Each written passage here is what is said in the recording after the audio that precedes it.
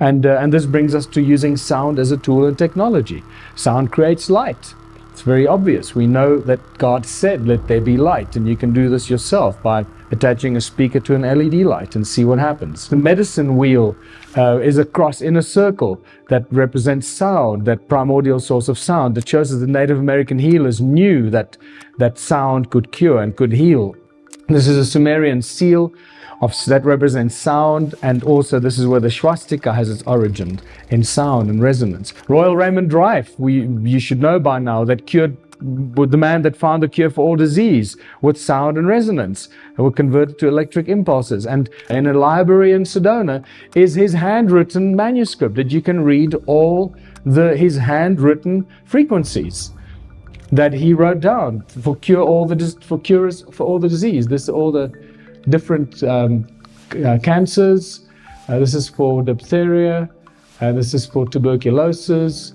Lakovsky, the multiple wave oscillator, that has got an incredible record of curing all kinds of diseases, including cancers.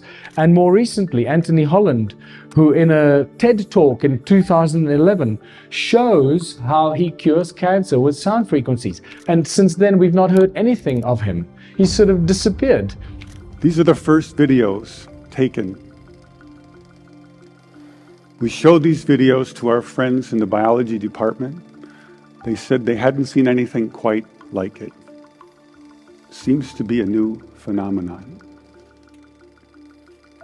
These organisms are being shattered by our electronic signals. This is a harmless organism, almost friendly, a little blepharisma. And normally they're very fast swimmers, but when you approach a frequency to which they are vulnerable, they begin to slow down, then they stop, and then they begin to disintegrate within about 3 minutes. So first we attack pancreatic cancer. Take a good look at this slide, because the next one will look quite different. After we treat these cells, they change their shape and size, and they begin to grow long, rope-like structures out the sides. They look something like antennas. I call them bioantennas for biological antennas. It's as if the cancer cells are trying to tune in to our signal. We now know that cancer is vulnerable between the frequencies of 100,000 hertz and 300,000 hertz. So now we attack leukemia cells.